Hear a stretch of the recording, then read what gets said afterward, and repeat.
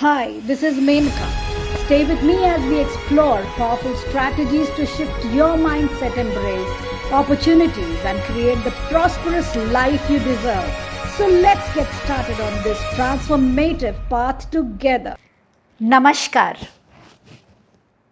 आज हम बढ़ते हैं अपने third episode of law of manifestation की ओर। आज का ये थर्ड चैप्टर यूं कह लीजिए कि एक बैकबोन है। ये बताता है कि मैनिफेस्टेशन आप क्यों कर रहे हैं, क्यों हो रही है मैनिफेस्टेशन, और क्या कारण है आपके मैनिफेस्टेशन करने का, और जो आप कर रहे हैं वो माइंडफुली कर रहे हैं या हार्टफुली कर रहे हैं, खुद से कर रहे हैं कि कोई और करवा रहा है। आज का टॉपिक है थॉट्स एंड इमोशंस। विचार और भावनाएं क्या रोल प्ले करती हैं लॉ ऑफ मैनिफेस्टेशन में। विचार कहाँ से आते हैं और भावनाएं कैसे उमड़ती हैं, इन दोनों का पर्पस क्या है, इन दोनों में कनेक्शन क्या है, और इन दोनों में पावर क्या है। आज हम इसी चैप्टर को बहुत डिटेल में समझेंगे।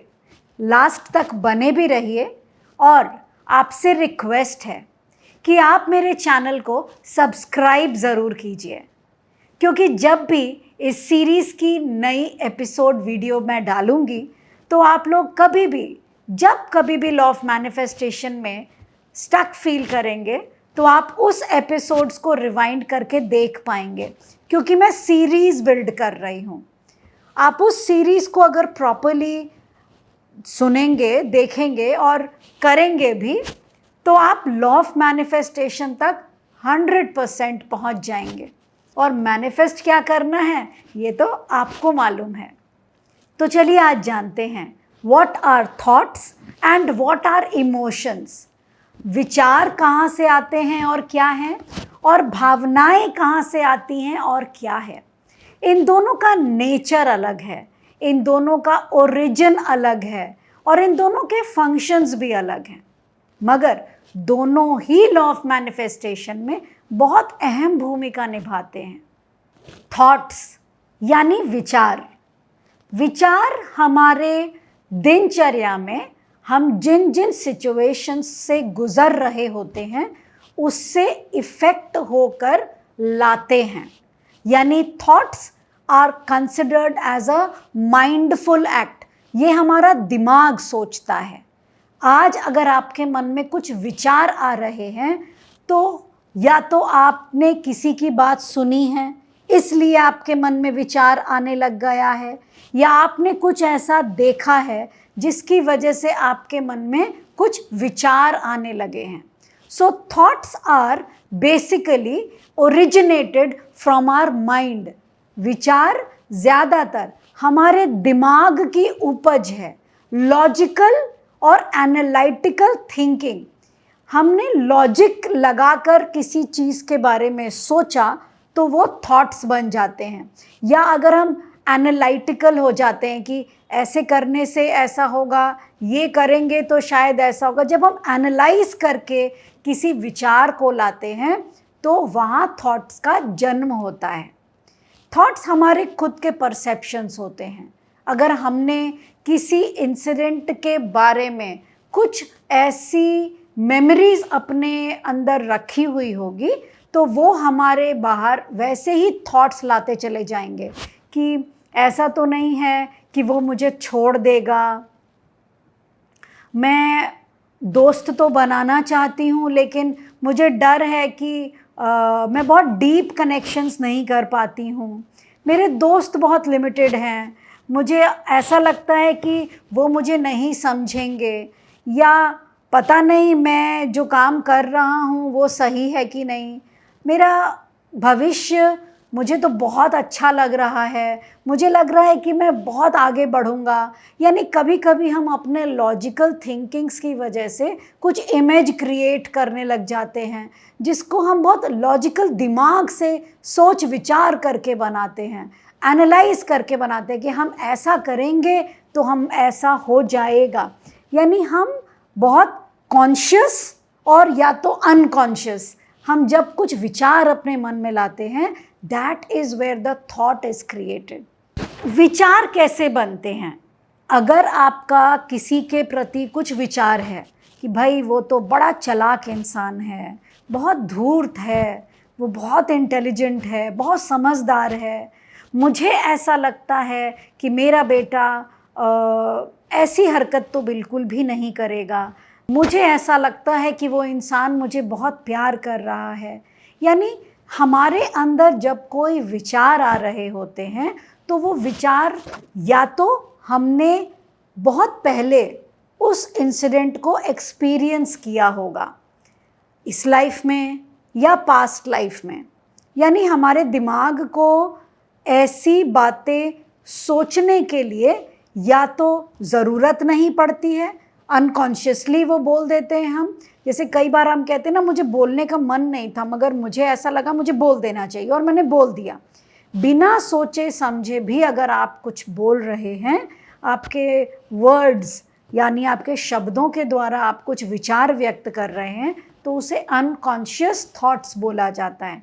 और ऐसा कई बार होता है कि हम कहते हैं कि मुझे नहीं पता मेरे मन में कैसे ये बात आई और मैंने उसे ये बात बोल दी और वो बात सच हो गई।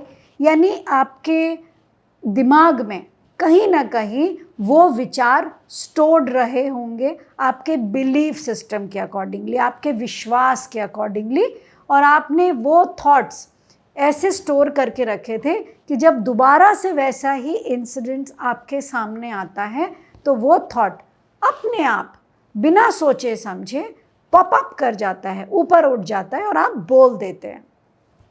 सो thoughts are created by our mind because of our past experiences. या तो वो इस लाइफ के होंगे या पास्ट जितने भी लाइफ्स आपने लीड किए होंगे, वहाँ से जो विचार आपने किसी पर्टिकुलर इंसिडेंट के लिए, टाइप ऑफ सिचुएशंस के लिए बनाए होंगे, वो डीपली रूटेड होंगे आपके अंदर।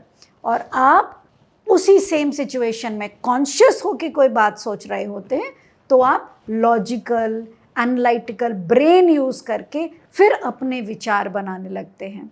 तो विचार जनरली हमारी देखी हुई चीज़, हमारी सुनी हुई चीज़ और हमारे मुंह से निकली हुई बातों के द्वारा बनती है और हम फिर उन विचारों की वजह से अपने अंदर इमोशंस जगाने लगते हैं। So now what are thoughts? Thoughts are created. Thoughts हम खुद क्रिएट करते हैं माइंडफुली। लेकिन इमोशंस किसे कहते हैं? इमोशंस भाषा है हमारे दिल की, इमोशंस भाषा है हमारे शरीर की।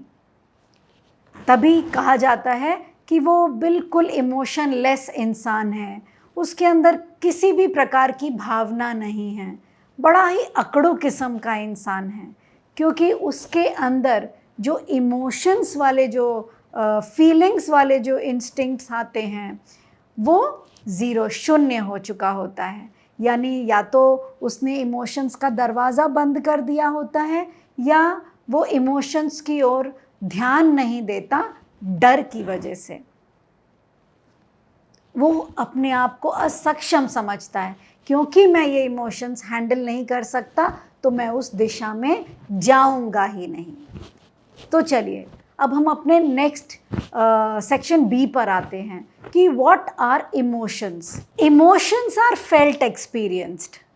कई बार आपको ऐसा लगता है कि आपको कोई छोड़ देगा, या कई बार आपको ऐसा लगता है कि मैं कुछ काम करने तो जा रहा हूँ लेकिन मुझे कॉन्फिडेंस नहीं आ रहा है कि मैं ये कर पाऊँगा कि नहीं।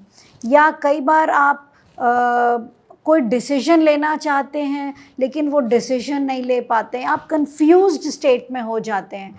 कोई ऐसा इंसिडेंट आपके सामने आता है जो आपको ट्रिगर करता है, शायद उसी तरीके का इंसिडेंट आपके साथ पास्ट लाइफ में हुआ होगा कि सिमिलर टाइप का सिचुएशन जब आपके सामने आता है तो आप घबरा जाते हैं, रोने लगते हैं, परेशान हो जाते हैं, कंफ्यूज्ड हो जाते हैं, अपने आप को संकुचित करने लगते हैं, रूम में लॉक कर लेते हैं, लोगों से मिलना बंद कर देते हैं। तो इमोशंस आपके बॉडी के अंदर स्टोर्ड होते हैं और जैसे ही आप उस इमोशनल ट्रॉमा से दोबारा गुजरते हैं तो बॉडी रिएक्ट कर देती है। आपकी बॉडी आपसे बात करती है कि ये वही डेंजर है, ये वही सिचुएशन है जैसे तुमने पहले भोगा था, तो फिर से तुम दोबारा भोगने वाले हो। वो डर आपको उसी पास्ट एक्सपीरियंस के इमोशंस को दोबारा से उभार देता है। हो सकता है पिछले लाइफ में आपको किसी ने छोड़ दिया हो, या ये भी हो सकता है कि पिछली लाइफ में आपको किसी ने मार दिया हो, या ये हो सकता है कि पिछली लाइफ में आपको एक अच्छा मैरिड लाइफ नहीं मिला हो, तो शादी के प्रति आपका जो एक्सपीरियंस पास्ट लाइफ में था वो अच्छा नहीं था। तो जब इस जन्म में आप उसी सेम सिचुएशंस में जा रही होती हैं तो पास्ट लाइफ के एक्सपीरियंसेस की वजह से आपकी बॉडी उसी इमोशंस को दोबारा से फील करने लगती है और इमोशंस आपको वही सेम थॉट्स पहुंचाने लगते हैं, या वो थॉट्स जो आपके मन में कभी स्टोर्ड थे वो सेम इमोशंस को जगाने लगते हैं, जिसकी वजह से अगर सामने की परिस्थिति सही भी है या कुछ गलत भी है, क्योंकि आपके थॉट्स ने वैसे ही इमोशंस आपके पास पहुंचाए हैं, आपकी बॉडी वैसे ही रिएक्ट करती है और आप दोबारा से वैसी ही शादी को अट्रैक्ट करते हैं और फिर वो शादी से आप डर जाते हैं, दूर भागने लगते हैं, रिश्तों से दूर भागने लगते हैं। कई बार ऐसा होता है कि सिचुएशंस ऐसी आती है कि बच्चा नहीं हो पा रहा है। क्यों नहीं हो पा रहा है?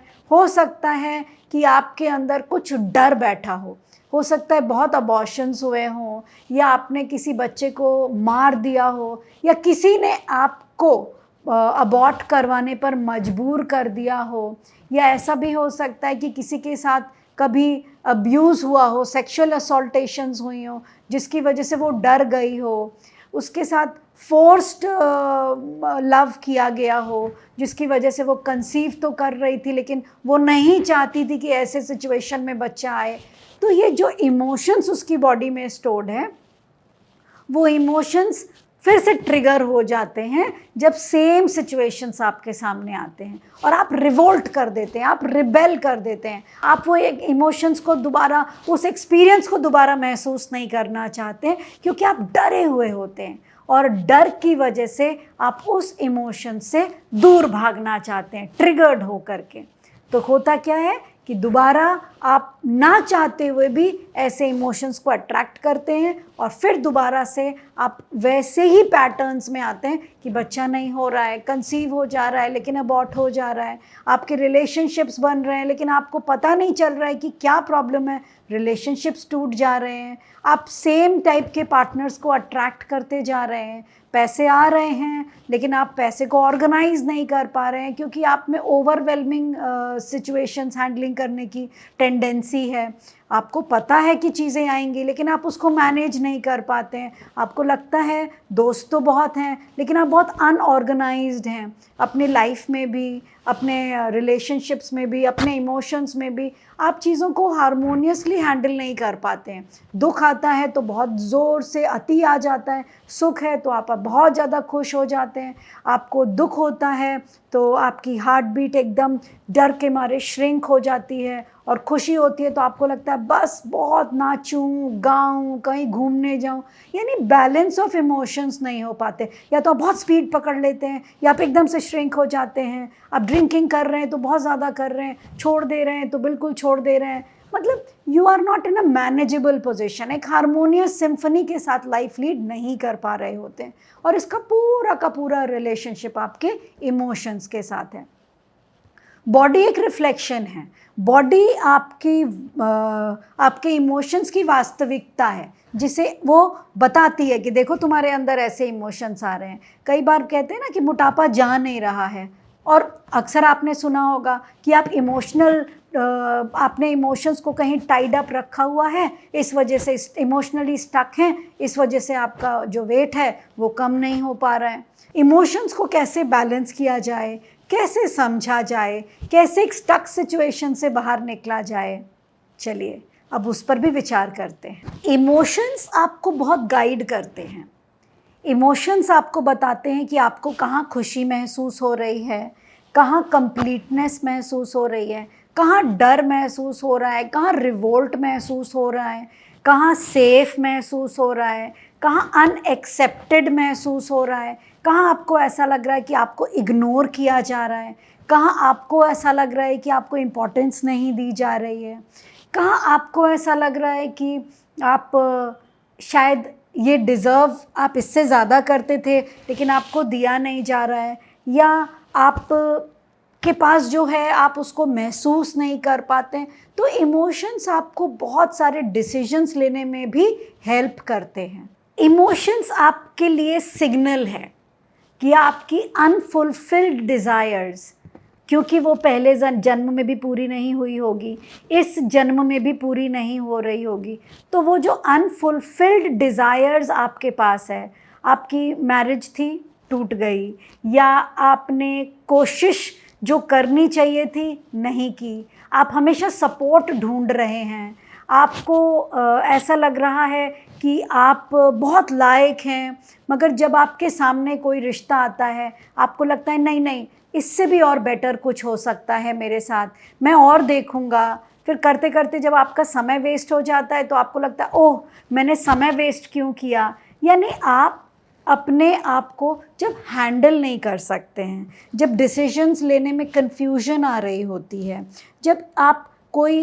रिलेशनशिप बॉन्ड नहीं कर सकते हैं, चाहे वो किसी ह्यूमन बीइंग के साथ हो, चाहे वो पैसों के साथ हो, चाहे करियर के साथ हो, आप रिलेशनशिप्स में इन्वॉल्व नहीं हो पाते हैं, उसके खुशी में, उसके दुख में, उसके गम में आप अपने आप को बता नहीं पाते हैं। आप किसी एडिक्टेड इंसान को अट्रैक्ट कर लेते हैं और फिर उसमें आप इंटेंगल्ड हो जाते हैं, उसके एडिक्शंस में ही। आप ये भूल जाते हैं कि उसकी जर्नी अलग है, आपकी जर्नी अलग है। अगर आपने उसे अट्रैक्ट किया भी है तो आप फिर भी उसके रहते हुए भी डिटैच्ड होकर के अपनी जर्नी लीड कर सकते हो। तो बहुत सारे फंक्शंस होते हैं इसके कारण होते हैं इमोशंस के जगने के, क्योंकि कहीं पीछे वो आपके मेमोरी में है। यानी जो हम माइंडफुली कर रहे होते हैं वो तो हम कॉन्शियस एंड अनकॉन्शियस कर रहे होते हैं, लेकिन इमोशंस हमारे सबकॉन्शियस माइंड में है और सबकॉन्शियस माइंड ट्रिगर्ड हो जाता है और वो हमें इंस्ट्रक्शंस देना शुरू करता है, ऐसे करो, ऐसे मत करो। वो कभी कभी हमें दुखी कर देता है, कभी हमें बहुत खुश कर देता है, कभी हमें कंफ्यूज्ड कर देता है और कभी हमें उत्साहित कर देता है, सेल्फ मोटिवेटेड कर देता है। तो हाउ डू यू अंडरस्टैंड आप किस लेवल पर हैं। Emotion, what do you mean by emotions? Energy in motion. आपके अंदर की जो एनर्जी है, जो ऊर्जा है, जब वो मोशन में आती है तो उसे इमोशन कहा जाता है। ये मोशन वाइब्रेशन यानी कंपन पैदा करती है आपके शरीर के भीतर भी और चारों ओर भी। उस कंपन के द्वारा आपका शरीर उस ऊर्जा को रिफ्लेक्ट करता है, बताता है, और फिर वही ऊर्जा आपके अंदर विचार लाती है। So this is how your thoughts and your emotion, आपके विचार और आपकी भावनाएं एक दूसरे से कनेक्टेड होती हैं ताकि आप मैनिफेस्ट कर सकें। भावनाएं, इमोशंस आपका व्यवहार तय करती है कि आप कितने कृतज्ञ हैं, कितने खुश हैं, कितने दुखी हैं। तो इमोशंस से आपके बिहेवियर के बारे में पता चलता है, आप किस जगह पर हैं, किस स्पेस में हैं। तो जो वाइब्रेशंस वो क्रिएट करती है, जो ऊर्जा आपके अंदर वाइब्रेशंस क्रिएट कर रही होती है, वो आपके व्यवहार पे, आपके दिनचर्या में कैसे इफ़ेक्ट कर रही होती है। कई बार आप कहते हैं कि मैं अब साहित्य की तरफ ज़्यादा जा रहा हूँ, मुझे लिखना पढ़ना बहुत अच्छा लगने लग रहा है। कभी कोई कहते हैं कि मैं अब बहुत ऊर्जावान फील कर रही हूँ, मैं sports and athlete and gym जाने लग गई हूँ, मुझे बहुत अच्छा लग रहा है। कई बार आपकी ऊर्जा आपको साधना मेडिटेशन की ओर लेके जा रही होती है, आपको वहाँ बहुत अच्छा लगता है। कई बार आपके विचार आपको डांस, म्यूज़िक, क्रिएटिविटी की तरफ लेके जाते हैं। तो आपके जो इमोशंस हैं, जो ऊर्जा है, वो जो वाइब्रेशंस क्रिएट कर रही होती है, वो वाइब्रेशंस खुद ब खुद आपके व्यवहार में तब्दील होते हैं, वो आपको दिशा देते हैं, किस दिशा की ओर जाना है आपको। कई बार आपने सुना होगा कि cancer, thyroid, knee pain, ankle pain, back pain, ये पेन्स क्या हैं? दर्द, दुख। और ये दर्द और दुख कहाँ महसूस हो रहा है? हड्डियों में, नसों में, नाड़ियों में, सेल्स में। तो यानी उस जगह के ऑर्गन में पेन उठ रहा है, और पेन का मतलब है कि वहाँ पर कुछ तो है जो उस दर्द का अनुभव आपको करवा रहा है। अगर आप उस दर्द को, उस इमोशन को पहचानने लग जाएंगे और उस इमोशंस को रिलीज़ कर पाएंगे, तो आप कई सारी बीमारियों से अपने आप को फ्री कर सकते हैं। सो ऑल द इलनेसेस, दुनिया में जितनी बीमारियां हैं, माइग्रेन, XYZ, जितने किस्म की बीमारियां हैं, बड़ी से बड़ी, भीषण से भीषण बीमारी सिर्फ और सिर्फ आपके इमोशंस की वजह से है। आपने जैसे ही अपने इमोशंस में चेंज लाए, अपने विचारों में चेंज लाए, वो बीमारी छूमंतर हो जाएगी। विचार प्लस भावना, आपके थॉट्स प्लस आपके इमोशंस इज़ योर रियलिटी। आपका जैसा विचार होगा, जैसी आपकी भावना उसके साथ जुड़ी होगी, वही आपकी रियलिटी बनती है, वही आप मैनिफेस्ट करते हैं।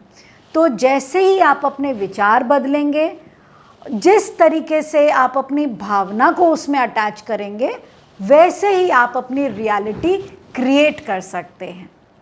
तो अगर आप ये सोचें कि मैं बहुत अकेला हूँ, मैं बहुत लोनली हूँ, इस संसार में मेरा कोई नहीं, और आप अगर नेगेटिव फीलिंग्स को बार बार फील करेंगे, it will become your habit. वो आपके चारों तरफ जो वाइब्रेशंस हैं, वो नेगेटिव वाइब्रेशंस देना शुरू कर देंगे। आप अगर बिलीव करना स्टार्ट कर देंगे कि आप अकेले ही हैं, कोई है ही नहीं, मुझे उससे बात ही नहीं करनी, वो मेरे साथ बुरा ही करेगा, वो आके मुझे मारेगा ही, वो मुझे घर से ही निकाल देगा, मेरे ऑफिस में मुझे शायद आज नौकरी से निकाल दें, मैं ये कंप्लीट ना करूं। यानी जिस तरीके के इमोशंस आप अपने थॉट्स को देंगे, वो थॉट्स आपकी रियलिटी को क्रिएट कर देता है। So you have to first be in a very aware situation. आप क्या सोच रहे हैं, क्या बोल रहे हैं, इन चीज़ों पर हमेशा पहले विचार कर लें, इमोशंस को फील कर लें कि जो आप बोल रहे हैं, क्या उससे आपको खुशी महसूस हो रही है, या डर महसूस हो रहा है, या दुख महसूस हो रहा है, या उत्साह महसूस हो रहा है। खुद को महसूस कीजिए, जो आप महसूस करना चाहते हैं। अगर आप वो महसूस कर रहे हैं, तब तो आपके विचार सही हैं। लेकिन जो आप महसूस नहीं करना चाहते, अगर वो आप महसूस कर रहे हैं, इसका मतलब ट्यूनिंग में कुछ गड़बड़ी है। जब आप अलाइन होना चाहते हैं, तो अलाइनमेंट के लिए आपके शरीर का एक एक सेल पीस, शांति, सुकूनियत, अपने आप में कंप्लीटनेस, फुलफिलमेंट, जब ये फीलिंग आपके अंदर आ रही होती है, तब जो विचार आपके मन में आते हैं, वो विचार ही सही विचार हैं। और उस सिचुएशन में, उस पोजीशन में आप मैनिफेस्ट करेंगे, तो वो रियलिटी जो आप क्रिएट करेंगे, वो आपको सुकून, पीस, अबंडेंस, हैप्पीनेस सब कुछ देंगे। यानी अगर आप विचारों को ऊपर रख रहे हैं और इमोशंस को नीचे रख रहे हैं, तो अलाइनमेंट नहीं होगी और रियलिटी भी क्रिएटेड अपसाइड डाउन वाली हो जाएगी, और वो आपको खुशी नहीं दे पाएगी। तो अपने विचार और अपने इमोशंस दोनों को साथ में लाएं, और जब दोनों को साथ मिलाकर एक साथ मिलाएंगे तो तब जो रियलिटी क्रिएट होगी वो रियलिटी आपको पीस, हैप्पीनेस, ब्लिसफुलनेस देगी।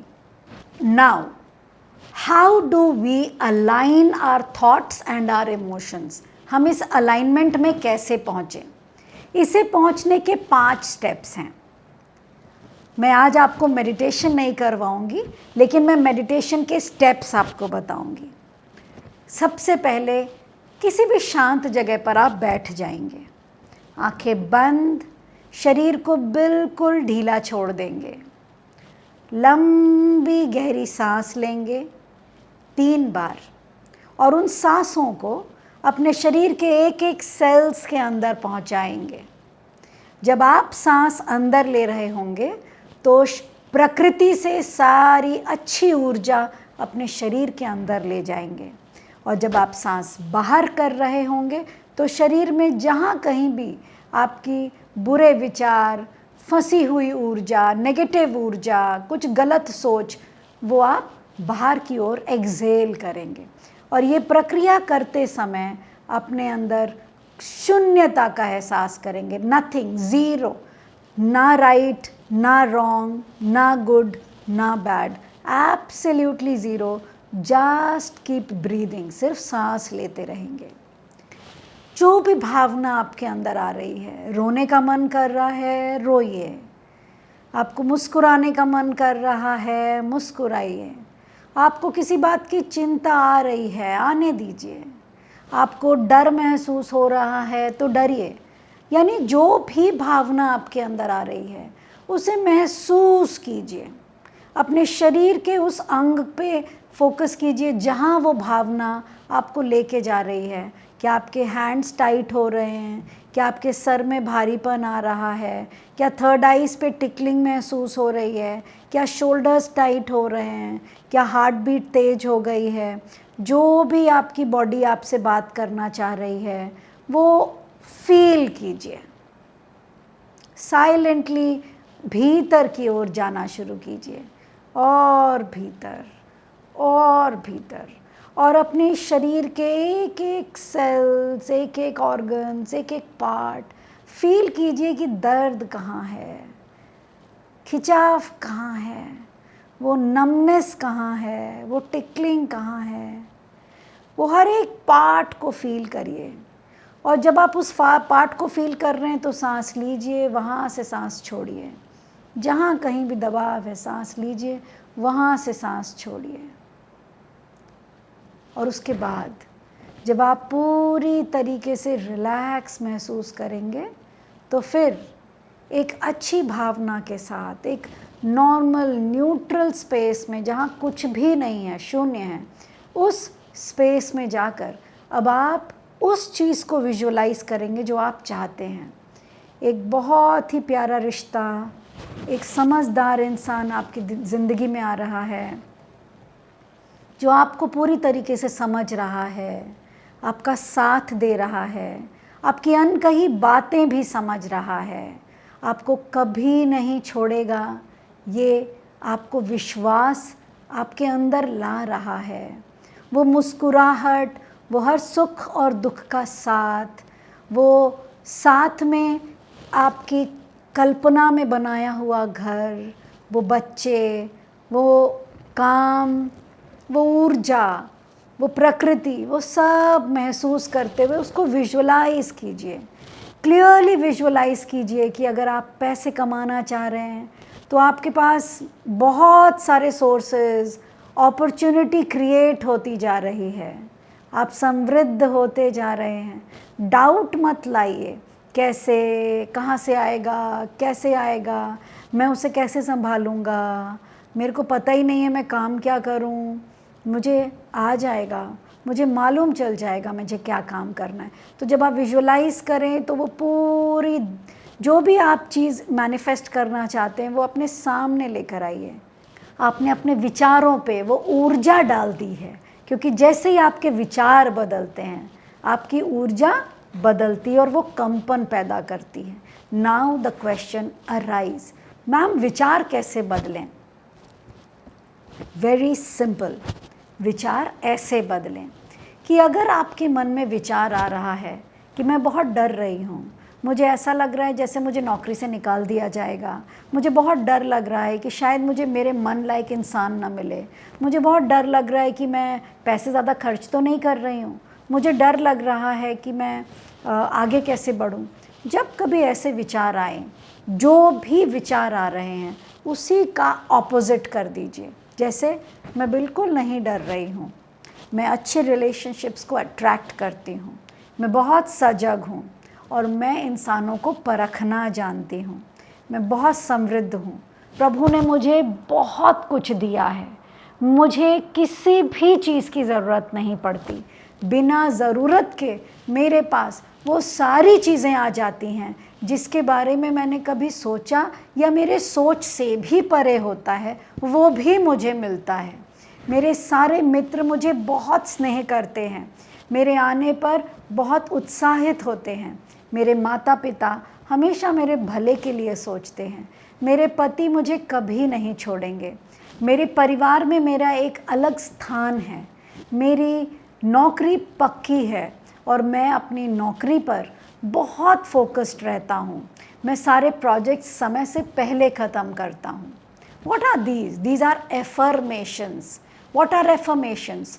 जो डर जो आपके अंदर पास्ट के एक्सपीरियंसेस से जो कंडीशनड आप हुए थे, जिस तरीके की परवरिश आपकी हुई थी, जो आपकी लर्निंग्स थी, जो बिलीफ्स आपको सिखाए गए थे, जिससे कि आपके विचार में वो डर, वो incompetence, your lack of confidence, आपको कोई चीज़ नहीं मिलेगी, इस चीज़ का एक विचार जो आपके अंदर था, वो सारा आपके बिलीफ सिस्टम्स की वजह से था, आपके लर्निंग्स की वजह से था, आपके पास्ट एक्सपीरियंसेस की वजह से था। Now when you are entering the journey of law of manifestation, आपको पहले वो स्टोर्ड डेटा को चेंज करना होगा। How can you change? By affirmations. And what are affirmations? Affirmations are just opposite of what negative thoughts are. जो भी negative विचार आपके मन में हैं, उसी विचार के ऑपोजिट को affirmations बोलते हैं। Start doing affirmations, start doing visualizations, start doing your breathing exercise, go within yourself, and when you do this, you will be completely aligned with your higher self. जब आप अपने हायर सेल्फ से aligned हो जाएंगे, you don't know what you are going to get, क्योंकि आपको पता ही नहीं है कि आप कितने यूनिक हैं, and you are the best person, God's favourite, and the whole of the universe is backing you. So whenever you feel stuck, listen to this video, subscribe this, because every episode of this 100 series of law of manifestation is going to take you a step up, and eventually you all are going to become the manifestation masters. Thank you so much for joining and listening me. आप अपने comments में अपने विचार, अपने experiences share करते रहिए. I am so deeply obliged. Thank you, full of gratitude कि आप लोगों को मेरे चैनल्स के सारे वीडियोस पसंद आ रहे हैं. आप लोग किसे पॉडकास्ट में मेरे साथ देखना चाहते हैं, ये भी मुझे सजेस्ट करें. आप ज़रूर जुड़ें, because I love everyone, and मुझे पता है कि we all are one, because it is वसुधैव कुटुंबकम. So let's be in the journey of manifestation. Thank you so much.